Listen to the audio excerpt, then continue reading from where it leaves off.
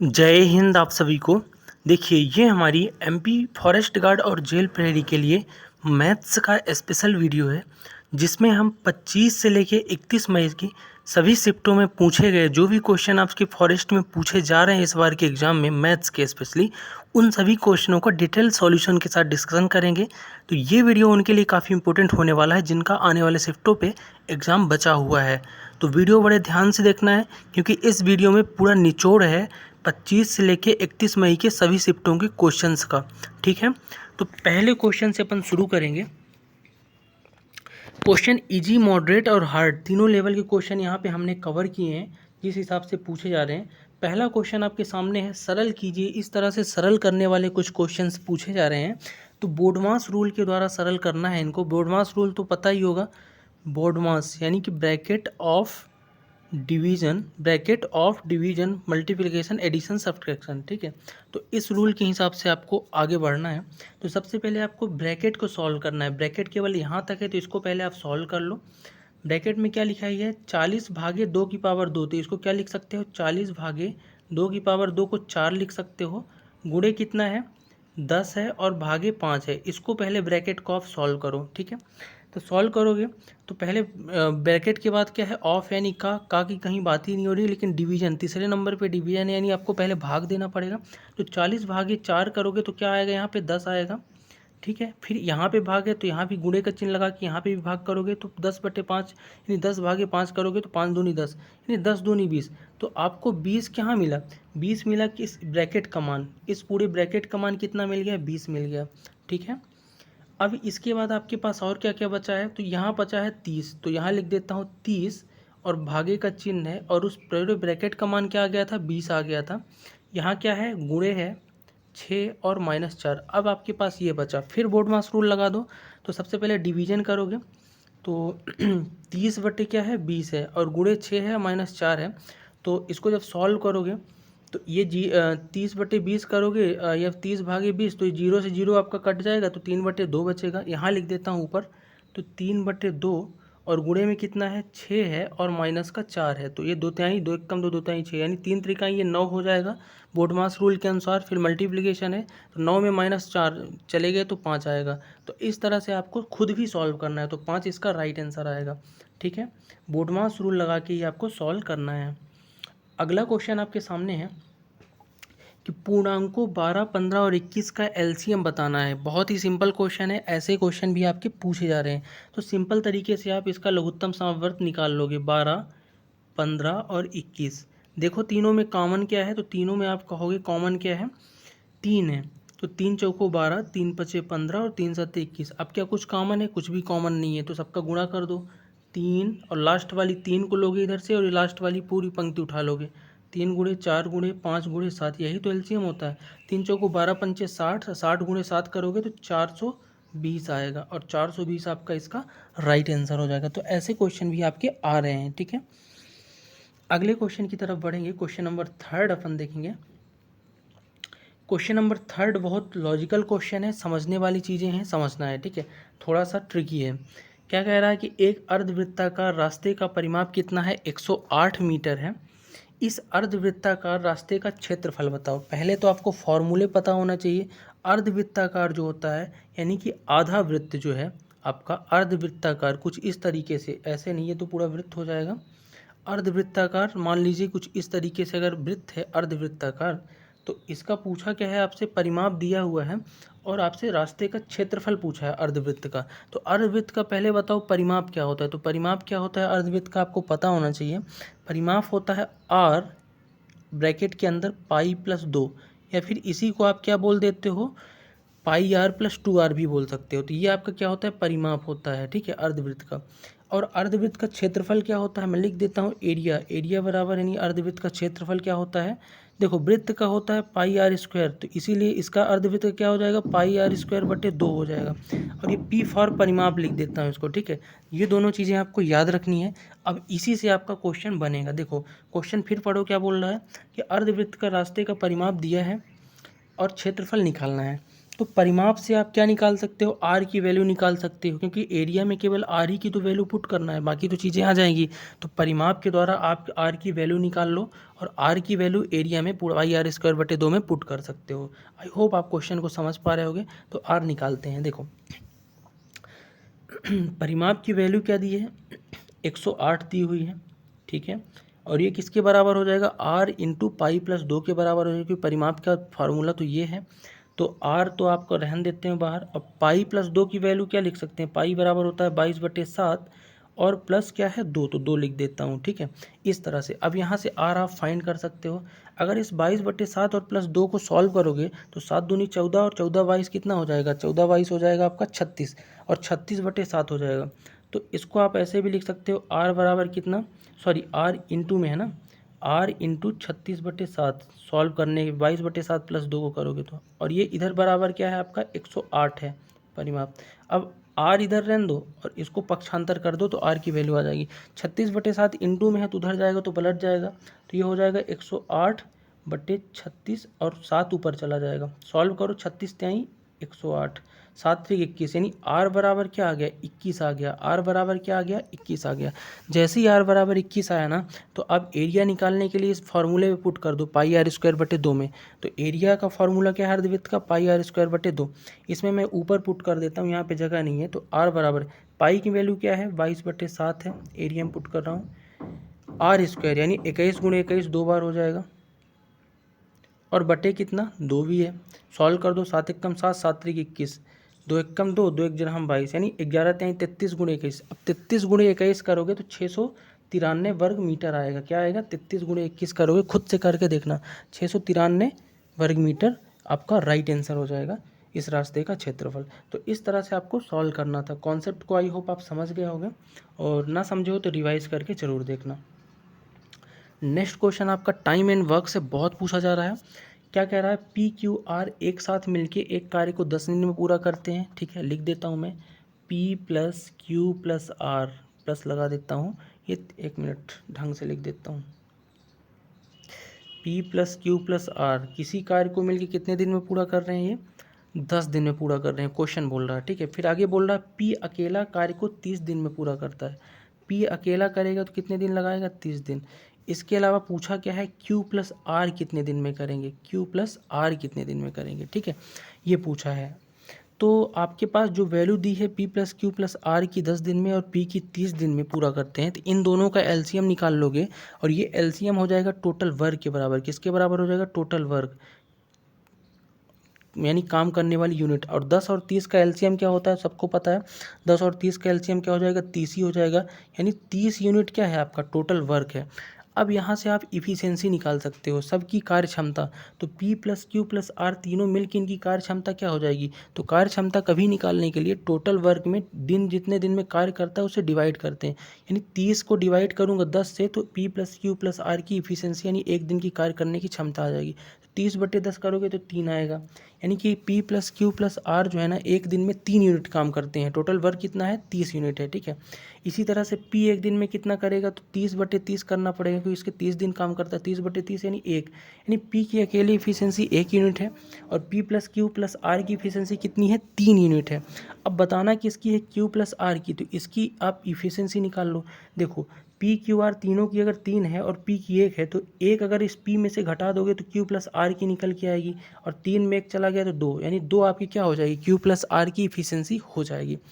अगर आपको इफिशियंसी पता है Q प्लस आर की और Q प्लस आर का काम का पूछ रहा है एक साथ मिलकर कितने दिन में करेंगे, तो इफिशियंसी को अगर आप टोटल वर्क जो ये 30 दिया है ना इससे डिवाइड कर दो, इफिशियंसी बटे 2 कर दो, तो आपका क्या मिल जाएगा कितने दिन में काम करेंगे। तो 30/2 किया तो 2 1 कम 2, 15 दूनी 30, यानी 15 दिन में Q प्लस आर एक साथ मिलके इस काम को करेंगे। अगर क्वेश्चन समझ ना आया हो तो बार बार बोलूँगा, रिवाइज करके ज़रूर देखो, ठीक है। तो ये आपका शॉर्ट ट्रिक है, ऐसे ही आपको करना है। नेक्स्ट क्वेश्चन देखेंगे, क्वेश्चन नंबर 5 आपके सामने है। क्या बोल रहा है कि पिता माता और पुत्र की आयु 7 4 और 1 के अनुपात में है, उनकी आयु का योग 84 वर्ष है, तो माता की आयु पिता की आयु का लगभग कितना % होगा। बहुत ही सिंपल क्वेश्चन है। देखो तीनों की आयु कितनी है, अनुपात कितना है, तो 7x 4x और x एक्स के कॉफिशिएंट इन तीनों को रेशियो मान सकता हूँ, और इन तीनों का जो योग है कितना है 84 वर्ष है। तो सबको अगर जोड़ोगे 7 4 11 4 15, सॉरी कहीं गलत कर रहे हैं क्या, 12 होगा, 7 4 11 1 12, तो 12 एक्स बराबर कितना हो जाएगा, ये आपका हो जाएगा 84, दिया हुआ है क्वेश्चन में। तो x बराबर कितना आ जाएगा, 84/12 करोगे 7 आ जाएगा। अगर x की वैल्यू 7 आई तो माता पिता पुत्र सबकी आयु निकाल सकते हो। देखो सबकी आयु लिख देता हूँ, तो पिता कितना हो जाएगा 7 का 7 7 49, x की वैल्यू पुट कर दोगे 7 में, 7 7 49 पिता हो जाएगा। फिर माता है तो माता 4x है यानी 7 चौक 28 हो जाएगी। फिर आपका पुत्र है x ही है यानी 7 हो जाएगा। तो ये पिता माता और पुत्र की आयु आ गई। अब पूछा क्या है, पूछा है कि माता की आयु पिता की आयु का लगभग कितने % है। तो ये तो आप निकाल ही लोगे। देखो ये है आपका पिता, कौन है फादर, और ये कौन है आपकी मदर। पूछा है कि माता की आयु पिता की आयु कितने % है। अगर आपको नहीं पता है तो x% मान लो। तो अगर x% मानोगे तो किस तरह से निकालोगे, देखो इन चीज़ों को नोट डाउन कर लो क्योंकि इसको मिटाने वाला हूँ, जगह कम है। तो याद रखना तीनों की आयु कितनी है, पिता माता और पुत्र की 49 28 7, 49 28 7 कितनी है 49 28 और 7, पिता माता और पुत्र की। पूछा है कि माता की आयु पिता की आयु की कितने % है। तो मैं मान लेता हूँ कि माता की आयु पिता की आयु की x% है, अगर पता नहीं है, यानी कि पिता की आयु का x%, यानी पिता का x%, x/100 बराबर 28, यानी माता की आयु। यहाँ से x की वैल्यू निकाल लो, वही आपका आंसर हो जाएगा, पक्षांतर हो जाएगा। तो ये 28 गुणे क्या हो जाएगा 100 हो जाएगा, 100 ऊपर जाएगा, और ये 49 कहाँ आएगा नीचे आएगा, और यहाँ केवल x बचेगा, और यही x की वैल्यू निकालना है। तो 7 चौको 28, 7 7 49, यानी 4 गुणे 100 यानी 400/7 हो जाएगा। अब 400/7 और लगभग पूछा है तो 400/7 को सोल्व करोगे तो ये 7 पन्ना 35 होगा, बचा 5, 7 7 49, लगभग 57%। तो माता की आयु पिता की आयु की लगभग 57% है। आई होप आप समझ पा रहे होगे। क्वेश्चन को ऐसे ही सॉल्व आपको करना है, ठीक है। अगला क्वेश्चन आपका कुछ वर्ग समीकरण से भी पूछा जा रहा है, गुणनखंड वगैरह निकालने के लिए भी छोटे छोटे क्वेश्चन, लेकिन बहुत घुमाऊ क्वेश्चन पूछे जा रहे हैं, इसलिए इनको बड़े ध्यान से करना। क्या लिखा है 3x² + 6x + 3 बराबर कितना है 0 है। तो समीकरण के मूल ज्ञात कीजिए, ठीक है। लिखा क्या है 3x² + 6x + 3 बराबर 0, इसका मूल ज्ञात करना है, यानी x की दोनों वैल्यू।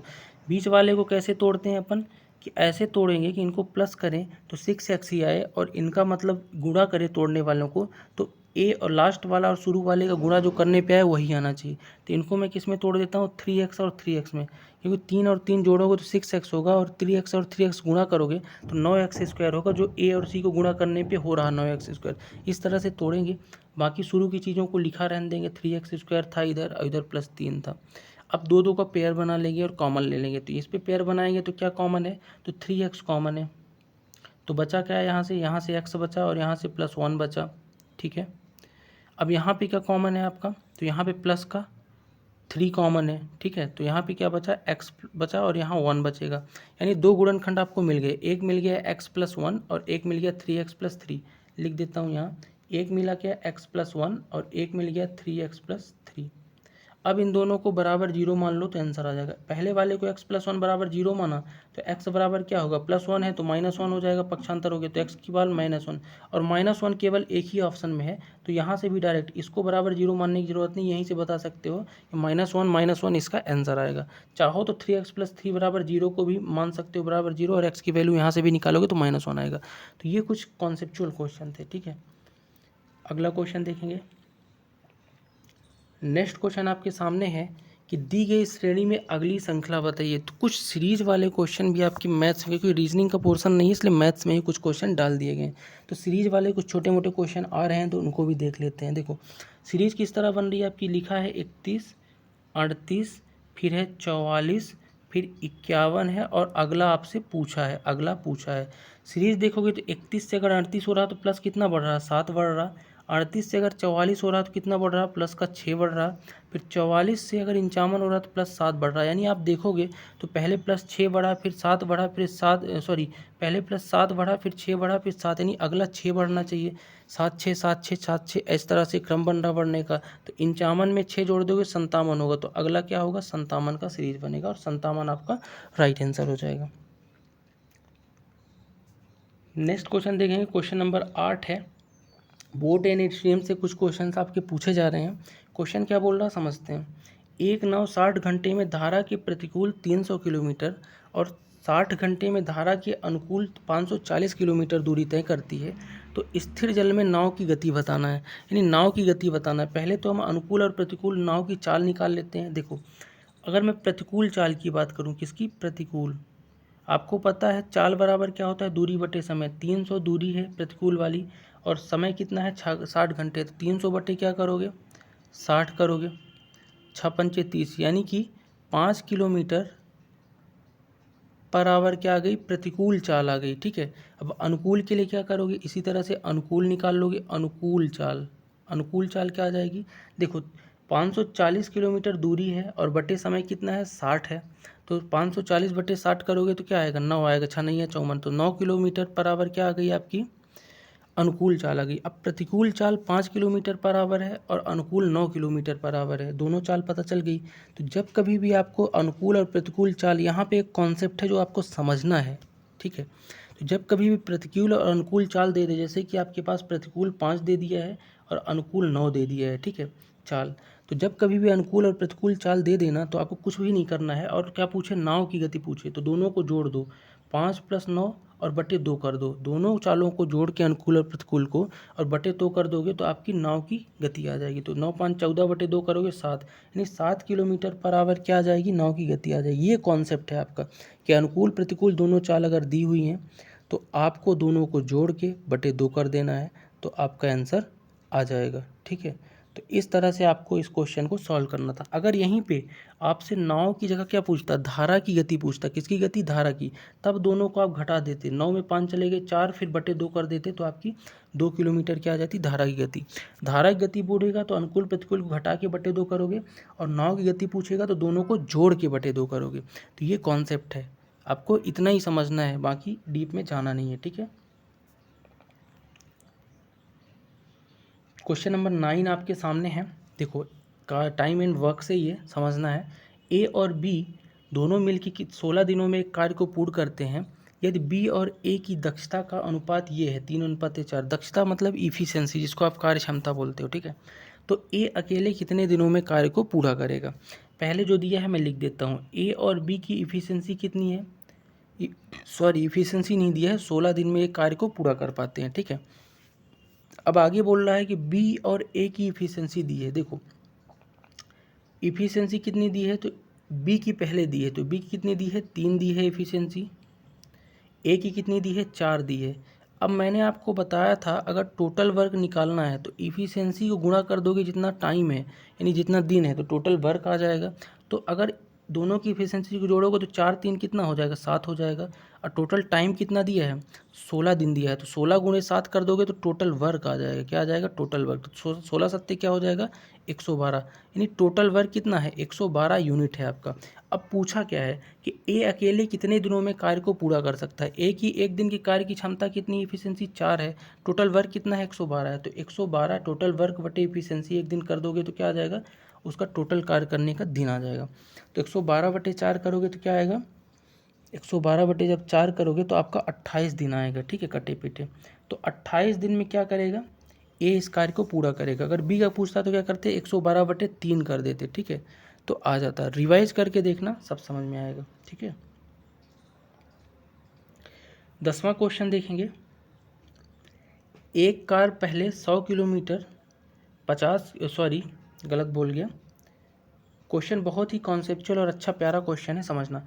एक कार पहले 100 किलोमीटर 50 किलोमीटर पर घंटे की चाल से तय करती है और फिर इसने 70 किलोमीटर पर घंटे की चाल से अगले 140 किलोमीटर की दूरी तय की, तो इसकी औसत चाल बताइए। देखो, औसत चाल का जो फॉर्मूला होता है जब दूरी अलग अलग हो तब के लिए क्या होता है? देखो, एवरेज स्पीड ए लिख देता हूँ, कुल दूरी बटे कुल समय, ये क्या होता है? औसत चाल का स्टैंडर्ड फार्मूला होता है, आपको दिमाग में बैठा लेना है। अब आपके पास यहाँ दिया क्या क्या है ये देख लेते हैं। कुल दूरी कितनी है? यहाँ पे 100 किलोमीटर है और यहाँ पे 140। 140 और 100 जोड़ोगे तो कितनी हो जाएगी? 240 किलोमीटर कुल दूरी हो जाएगी। अब कुल समय कैसे निकालोगे? देखो, कुल समय निकालने के लिए आपके पास दोनों की अलग अलग दूरी और स्पीड दिया है, तो दूरी बटे अगर चाल करोगे तो समय आ जाएगा, यानी 100/50 कर दो पहले वाले में तो 2 घंटे समय आएगा पहले वाले में। फिर दूसरे वाले में 70 किलोमीटर चाल है और 140 है, तो 140/70 करोगे तो दूसरे वाले का 70 दूनी यानी 2 घंटे यहाँ से भी आ जाएगा। बस अब कुल दूरी 240 थी और कुल समय 2-2-4 कर दो, तो 240/4 करोगे तो आपका एवरेज स्पीड आ जाएगी। क्या हो जाएगी ये? 4 छंग 24 यानी 60 किलोमीटर पर घंटे इसकी क्या है? एवरेज स्पीड है, कुल दूरी बटे कुल समय। तो कॉन्सेप्ट को रिवाइज करके आपको देखना है, ठीक है। क्वेश्चन नंबर 11 आपके सामने है, देखिएगा ज़रा क्या बोल रहा है। कितने समय में 1200 रुपये 6% प्रतिवर्ष साधारण ब्याज की दर से 1344 रुपये हो जाएंगे। बहुत सारे तरीके हैं इन क्वेश्चनों को करने का, अपन सिंपल तरीके से समझेंगे जो सबसे अच्छा अप्रोच है। 1200 था मूलधन, हो कितना गया? 1344 हो गया। कितना हो गया? 1344 हो गया।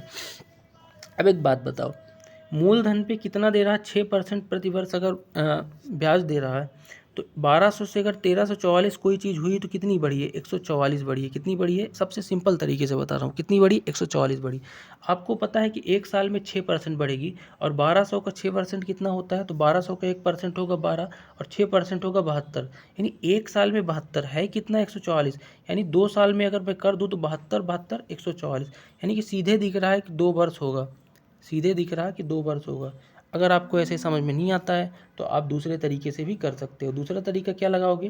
दूसरा तरीका करने के लिए आप ये देखोगे कि आपके पास ब्याज कितना आ गया? 144 आ गया, और फॉर्मूला लगा दोगे साधारण ब्याज वाला, तो यहाँ से भी आ जाएगा। आपको पता है ब्याज बराबर क्या होता है? मूलधन 1200 गुणे दर कितना है? 6 है, गुणे समय कितना, वही तो निकालना है, और बटे 100। 2 जीरो से 2 जीरो कटा और ये 12 छंग 72 हो जाएगा, 12 गुणे 6 करके, और उधर जाएगा तो 144/72 यानी 2 आएगा। तो यहाँ से भी आप डायरेक्ट बता सकते हो, ठीक है। जो भी तरीका आपको उचित लगे उस तरीके से आप कर सकते हो, ठीक है। अगला क्वेश्चन देखेंगे कि दी गई संख्या का गलत पद ज्ञात कीजिए। सीरीज वाला क्वेश्चन है, कुछ क्वेश्चन यहाँ पे डाल दिए जाते हैं, तो इसमें से गलत पद आपको बताना है। आपके पास लिखा क्या क्या है? देखो 48 है, 24 है, 72 है, 34 है, 108 है और 54 है। इसमें से गलत कौन सा सीरीज में ये बताना है। अगर मैं सीरीज की तरफ बढ़ूँ तो किस हिसाब से सीरीज बनी है उनको पहले समझ लेते हैं। देखो 48 कैसे आएगा? 16 गुणे 3 करोगे तो क्या आएगा? 48 आएगा। क्या आएगा? 48 आएगा। इसके बाद 48 24 कैसे आएगा? तो ये जो 48 आया है, 48 में अगर भागे मैं क्या कर दूं? 48/2 कर दूं तो क्या आएगा? 24 आएगा। फिर 24 गुणे 3 कर दूं तो क्या आएगा? 72 आएगा। फिर 72 भागे 2 करूँ तो यहाँ 36 आना चाहिए। क्या आना चाहिए? 36 आना चाहिए, लेकिन लिखा क्या है? 34। तो 34 आपका गलत हो जाएगा। यानी क्रम कौन सा बन रहा है? तो पहले गुणे 3 हो रहा है एक बार भागे 2 हो रहा है, और ये क्रम बनता जा रहा है। यानी कि सबसे पहले 16 गुणे 3 करोगे, यानी अगला पद क्या होना चाहिए? 16 होना चाहिए। 16 गुणे 3 करोगे तो क्या आएगा? 48 आएगा। 48 भागे 2 24, 24 गुणे 3 72 और 72 भागे 2 36 आना चाहिए। 36 गुणे 3 108 होगा और 108 भागे 2 करोगे 54 आएगा।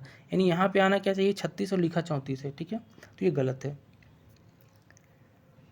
13वां क्वेश्चन आपके सामने है।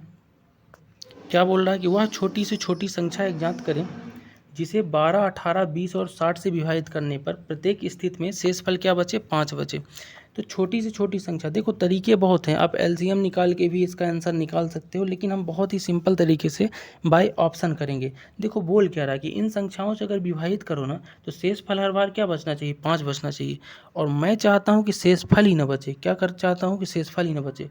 अगर शेष फल ना बचे यानी हर ऑप्शन में से अगर मैं 5-5 घटा दूंगा तो शेष फल नहीं बचेगा। सीधी सी बात है। अगर मैं इसको 180 लिख दूँ 185 को, इसको 175 लिख दूँ, इसको 185 लिख दूँ 90 को, ठीक है, और 195 को 190 लिख दूँ, तो अब कोई शेष फल नहीं बचेगा, क्योंकि हर में जो भी ऑप्शन होगा उसमें 5 शेष फल बचता है। लेकिन अब मैंने अगर 5 घटा दिया है तो शेष फल नहीं बचेगा। अब क्वेश्चन क्या बन गया है? वो क्वेश्चन ये 5 हट गया।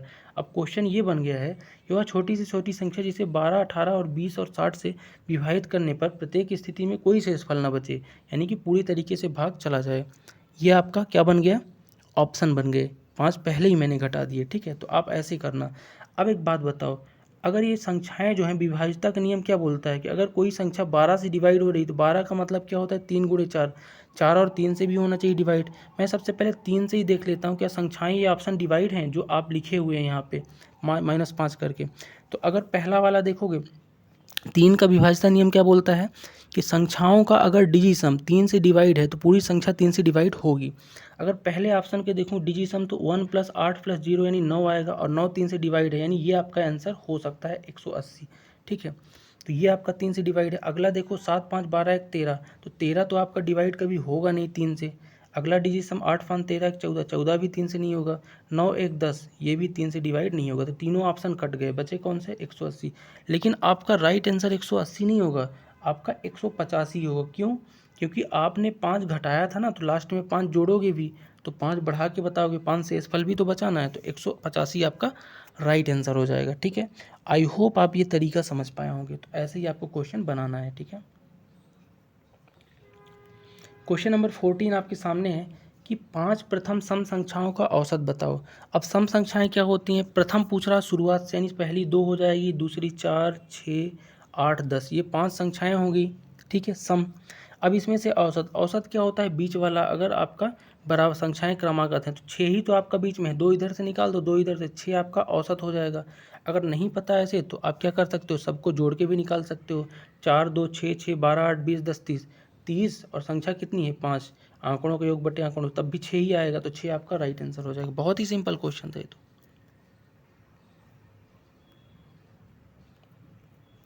नेक्स्ट है आपके सामने क्वेश्चन। ये क्वेश्चन थोड़ा सा ट्रिकी है। क्वेश्चन आपका किससे है? प्रॉफिट से है। ठीक है, 2 उम्मीदवारों ज्योतिका और आकाश द्वारा लड़े गए चुनाव में 10% मतदाताओं ने अपना मत नहीं डाला। यानी 10%, 100% में अगर 10% नहीं डाला तो 90% ने डाला होगा। ठीक है, ज्योतिका को कुल मतों का 50% प्राप्त हुआ और वह 350 मतों से जीत जाती है, तो आकाश को कितने मत मिले? मैं ज्योतिका को जे लिख देता हूँ, आकाश को ए लिख देता हूँ। ठीक है, ज्योतिका ने कितने मत पाए? तो बोल रहा है कुल मतों का 50%, 50% ज्योतिका ने पाए। ठीक है, तो आकाश कितना पाया होगा? 40% पाया होगा। आकाश 50% नहीं पाएगा, 40%, क्योंकि टोटल 90% ही बचा, क्योंकि 10% आपका क्या हो गया, 10% मत ही नहीं डाला गया। तो अब 50 ज्योतिका ने पाया तो आकाश का ऑब्वियसली 40 होगा, 50 40 90 होगा। और बोल रहा है कि वह 350 मत से जीत गई। तो जीतने का अंतर क्या होता है? उनके परसेंट का अंतर। तो 50 और 40 के बीच अंतर कितने का है? 10% का अंतर है। और उसी 10% की वैल्यू कितनी है? 350 है। कितनी दी हुई है? 350, जो जीत गया। तो अगर 10% की वैल्यू 350 है, ठीक है, तो 100% की वैल्यू कितनी होगी? एक मिनट, 10% की वैल्यू अगर 350 है, यहाँ पे कुछ गड़बड़ हो रहा है, एक सेकंड।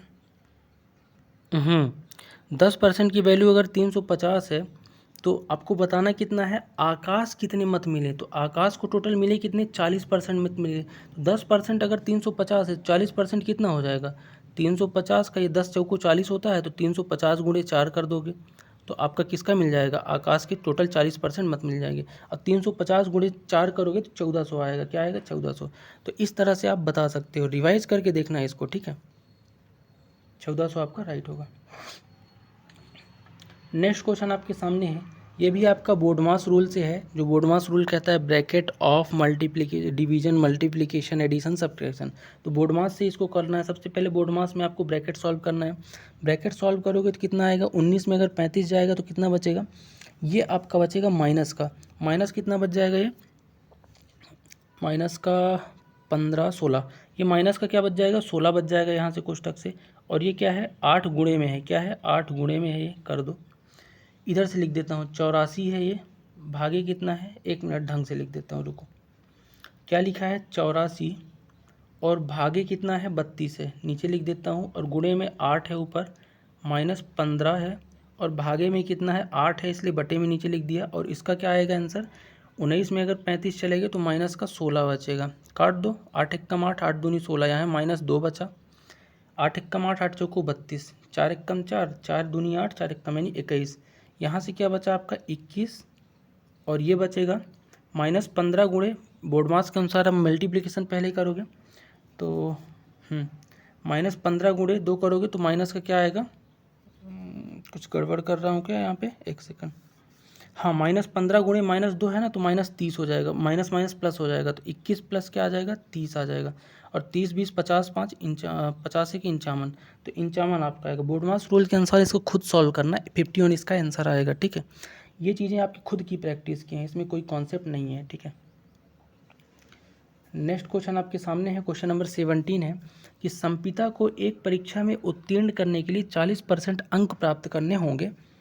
वह 150 अंक प्राप्त करती है और 50 अंकों से अनुत्तीर्ण हो जाती है, तो परीक्षा के निर्धारित अधिकतम अंक एक ज्ञात कीजिए। बहुत ही सिंपल क्वेश्चन है। देखो, कोई बंदा है या बंदी है, जो भी ये संपिता है, उसको पास होने के लिए कितना चाहिए, 40% अंक चाहिए। पाती कितना है वो, 150 पाती है। कितना पाती है, 150।